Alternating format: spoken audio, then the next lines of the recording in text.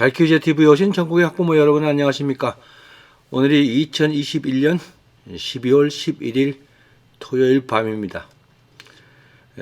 어제 미리들 예측은 하셨겠지만 수능 성적표를 받은 학생이나 부모나 다 안타깝고 아쉬운 한판의 시험이었을 겁니다.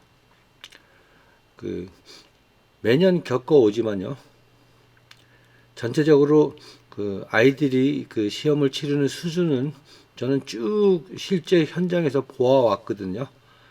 그래서 현재 상태로 봤을 땐 이거는 날이 갈수록 점점 더 본능적으로 그런 능력을 갖추지 못한 애들은 시험을 보기가 그렇게 녹록지는 않을 거다 하는 불안한 예측이 들고요. 현재의 상태를 봤을 때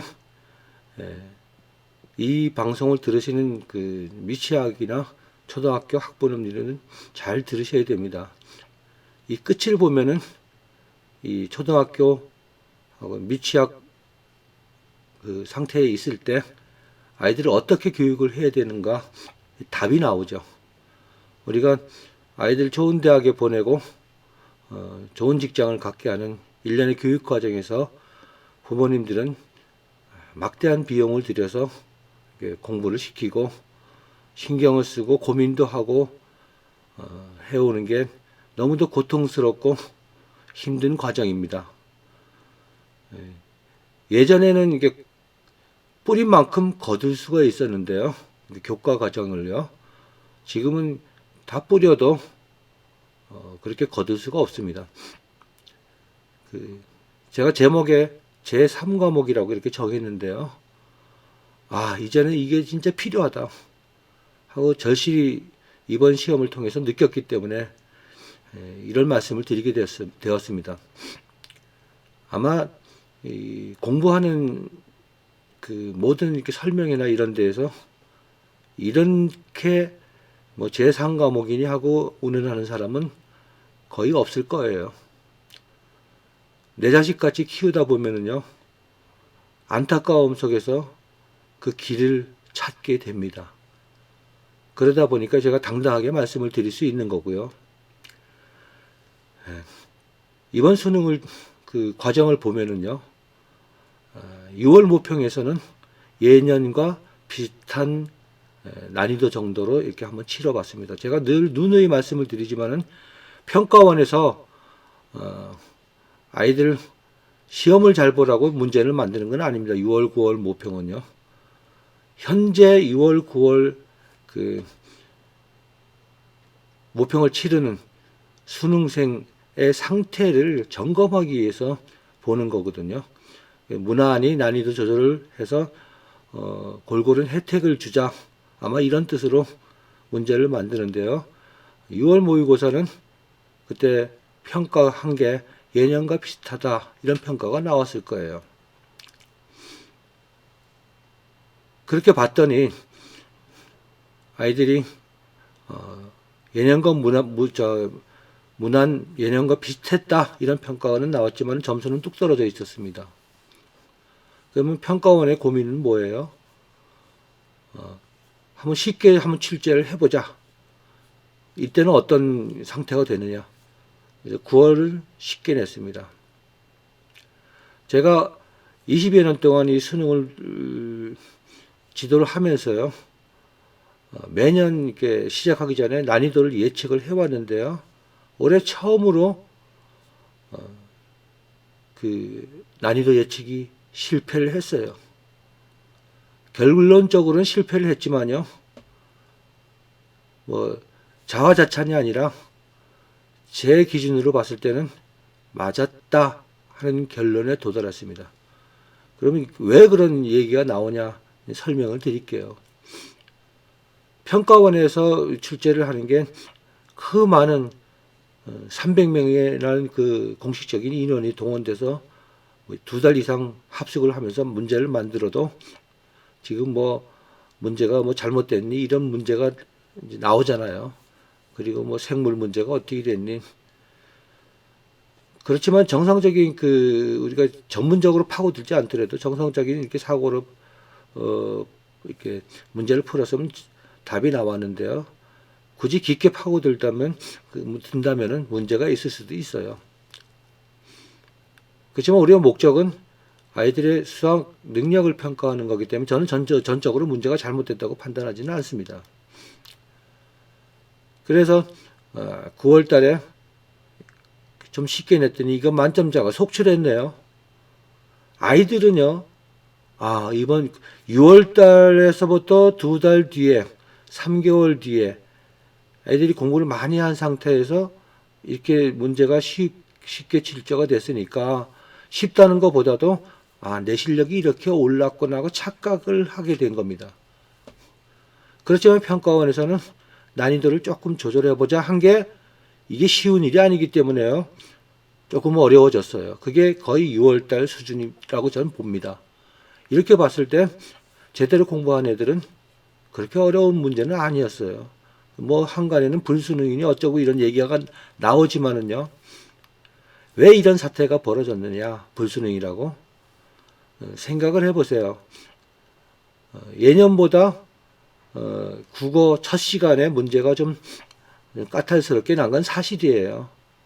그렇지만은 그 안에서 다 풀리는 문제거든요. 저희가 재수생 기준으로 올해 커리를 주고 이렇게 이끌어준 애들 중에 이제 부모님들이 나서가지고 철저하게 한 애들은 최소한 다 1등급은 넘었어요. 국어에서요. 이게 꼭 필요하다는 거예요. 그냥 커리만 받아서 아이한테 맡기는 그 상태에서는 그렇게 큰 위력을 발휘하지 못했지만요. 제가 시키는 대로 강훈련을 시켜주고 집중력을 키워준 애들은 국어에서는 그냥 1등급은 그냥 넘어갔어요. 다. 웬만하면요. 부모님들이 못해준 경우는 드물지만요. 그래서 첫 시간에 어렵다 하고 멘탈이 나간 상태에서요. 수학을 치르고 점심을 먹고 영어 시간에 영어 시험을 치를 때요. 이미 멘탈이 다 흐트러져 버린 겁니다. 그래서 다들 영어가 전년도보다 어려웠다. 예년보다 어려웠다. 그 이유는 1등급짜리가 많이 줄어들었으니까. 그 대신 2등급은 늘었다. 자, 우리가 이 점을 잘 봐야 됩니다. 충분히 1등급을 받을 수 있는 아이들이 무슨 요인에 의해서 2등급으로 밀린 것 뿐이에요. 얘네들이 1등급을 쏠 수 있는 학력이 부족한 건 아닙니다. 그리고 탐구로 넘어가면서 다 멘탈이 무너져 버린 거죠. 집에서 부모님들이 관리를 해줘라. 늘상 제가 요구하는 게 바로 강조하는 게 그건데요. 왜 그런가 하면은요. 초등학교 때 한번 아이들이 공부하는 현장을 암행을 하셔서 한번 관찰을 해보세요. 저는 갔다 왔는데요.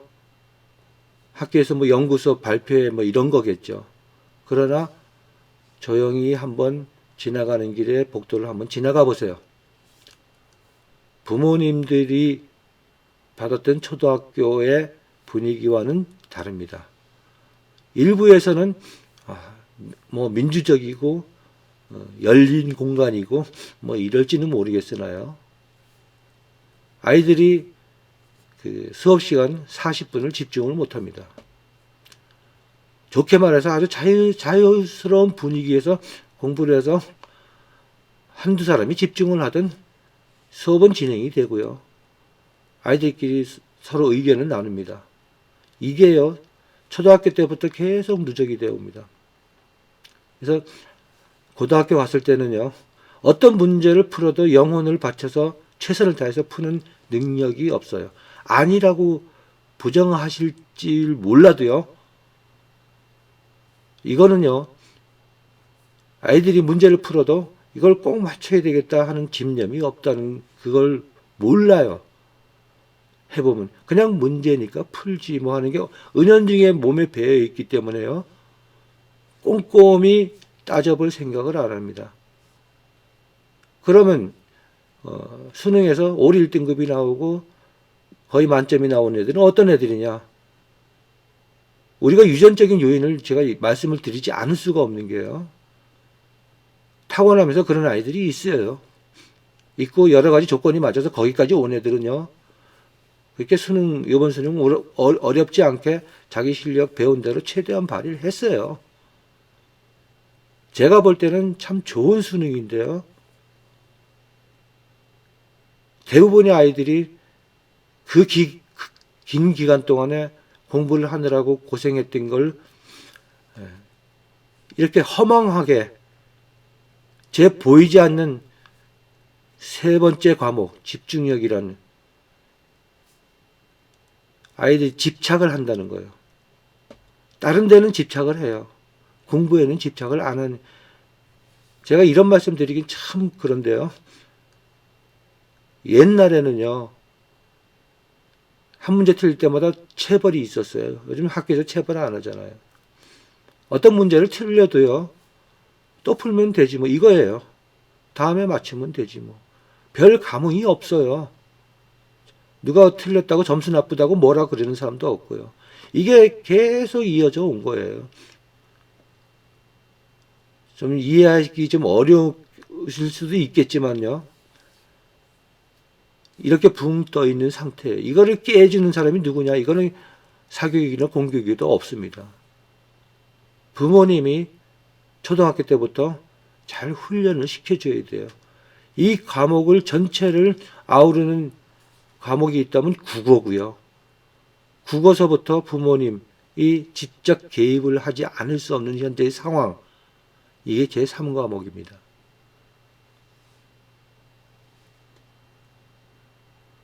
언제부턴지는 열린 교육이 시작이 되고요. 또 세상이 많이 이렇게 개방이 되고 오픈되다 보니까 내 아이가 학교에서 조그만 일을 당했다 그래도 이건 불이익을 당한 걸로 부모님은 맛이 휙 갑니다. 그래서 선생님이 뭐라 그래도 아이가 받아줄 때는 이게 증폭을 시켜가지고요. 부모한테 얘기하면 부모님이 맛이 가죠. 그럼 학교에다 항의합니다. 이런 게 비일비재하게 하기 때문에요. 불과 한 5년 전에도 뭐 저희 친구 뭐 학교장인 경우도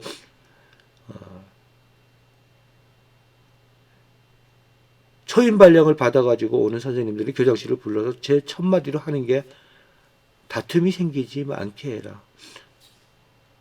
제가 직접 들은 거예요. 나 퇴임 얼마 안 남았는데 시끄럽게 하지 말라 이거예요. 그러더니 이거 뭐 어느 누구의 잘못이라고 할 수도 없고요. 선생님들이 애정을 가지고 뭐 나무라든가 야단을 치든가 큰 소리를 쳤다 그러면 그건 그 일주일 내에 무슨 일이 벌어져도 벌어집니다. 이 제3과목이 이제 부모의 몫으로 온 거예요. 이것을 제대로 해주는 부모는요, 아이를 행복한 대학에 보낼 수 있습니다. 지금 교과목을 덜 배워가지고 실력이 부족해서 빠지는 점수보다 충분히 풀 수 있는 점수를 놓치는 게 어마어마하게 크기 때문에요. 이걸 잡아야 돼요. 이거를요. 그래서 이번 수능이 끝나고 아이들 성적표를 가지고 이렇게 분석을 해보고 안타깝죠.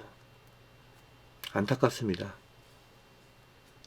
그래서 이제 초등학교 미취학 때부터 아이들을 어떻게 교육을 해야 되냐. 사실 뭐 컨설팅을 받고 유료로 하고 뭐 하면 사실 초등학교 아이들 그 지도해 주는 거나 대입 지도해 주는 거나 뭐 별반 차이가 없어요. 제 입장에서는요. 그걸 돈을 받고 하려니 좀 그렇고요. 그래서 지금 멤버십을 준비하고 있거든요. 이게 책도 이렇게 무더기 쌓아놓고요. 이게 영어 한 과목이거든요. 초등학교부터 고등학교까지 가야 정확하게 영어 과목만 말씀을 드려도요. 제대로만 이게 6년, 12년, 그러니까 초등학교 6년, 중학교, 고등학교 6년, 12년 동안에 그렇게 영어를 하고도 무난히 1등급을 못 넘어가니 너무나 안타까운 거예요. 그래서 이렇게 많은 아이들이 사례를 들어보면 한숨이 나오는 경우가 굉장히 많습니다. 부모님이 조금만 개입을 해가지고요, 이걸 이끌어주면은요, 그냥 1등급은 무난하고, 뭐, 만점은 어쩌다 틀린다 그래도요, 최소한도 1등급은 넘어가야 되잖아요. 지금 멤버십을 준비 중이에요, 초등학교. 미취학 아동부터. 영어는 이렇게 하고 돈 들이지 말고요. 자꾸 이제 그쪽으로 좀 넘어가서 죄송한데요. 속된 말로 정신 자세가 글러먹었다. 우리들 입장에서 봤을 때는요. 그런 상태가 쭉 이어진. 그러니까 모의고사를 봐도 눈치를 못 챕니다. 평가원에서 그렇게 문제를 여러 사람이 합숙을 해가지고 만들어도 뭐 잘 만들었니, 못 만들었니, 난이도가 뭐 어쩌니 하는 문제가 나오는데, 영어 모의고사 보면은 제일 위험한 애들이 85점에서 95점 사이에 왔다 갔다 하는 애들요. 그 아이가 과연 몇 등급이 나오느냐 정확히 알려면요, 자기가 영어 문제 중에서 이게 확실히 답이다 하고 마킹한 것만 점수로 딱 해보면 그게 쉽게 말하면 찍거나 이거 같아 해가지고 마킹한 게 맞은 점수를 뺀 점수가 정확히 수능에서 나오는 안심되는 점수예요. 지금 고3 부모님들 이거 제 말 공감하셔야 돼요. 지금 고2들도 영어 80점 후반에서 90점 초반대를 모의고사를 왔다 갔다 하니까 앞으로 1년 동안 영어 공부하면 충분히 넘겠지. 하지만 삼수를 하고 재수를 하고 사수를 해도 1등급을 못 넘기는 아이들이 굉장히 많습니다. 수능 과목에서 1등급 넘기기 제일 좋은 과목이 지금 영어인데요. 이 과목에서 이렇게 흔들리면 안 되죠. 그래서 제가 말씀을 드리는데요. 이젠 부모님들이 아이들 공부하는데 개입을 할 때가 됐다. 그건 제 지난 동영상을 찬찬히 보면은 거의 답을 얻을 수 있습니다. 그러나 학년은요, 고등학생하고 다릅니다. 아직 모든 아이들이 자라면서 몸으로 체득한 경험이 없는 아이들이기 때문에요. 조심스럽게 접근을 시켜줘야 됩니다. 부모님 욕심에서는요, 뭐 이것도 몰라 이러면서 화도 냈을 수 있고요. 그러다 보면은 방향이 이상하게 틀리죠. 주변 애들 비교해서 내 아이를 판단했을 때 진짜 못났다, 너같이 못난 애가 어디 있겠느냐, 이런 판단을 자꾸 하시는데요. 그건 아닙니다. 내 아이 부모 입장에서 제대로 지도하는 건 정말 어렵지만요, 이게 또 마약과 같아요. 이게 점수로 환산돼서 나올 때는요, 아무리 힘들고 고통스러워도 스트레스를 받고 해도 그때는 이제 기쁨으로 이렇게 보람되게 돌아옵니다. 그때부터는 정말 신나는 신세계가 열리는 거예요. 자녀 교육에. 저는요, 어차피 시험을 보는 아이들이라면은 다른 거 다 필요 없고 점수를 잘 받는 아이를 키워볼 필요가 있어요. 그래야 훗날 어떤 목표가 생기고 어디 가고 싶고 무슨 일을 하고 싶고 했을 때 그 대학에 못 들어갔을 때가 비극이죠. 지금 방송을 들으시는 미취학 아동을 키우고 계시거나 초등학교 학부모님들은 남에게 의존하지 말고요, 좀 직접 챙겨줘야 됩니다. 아시겠죠?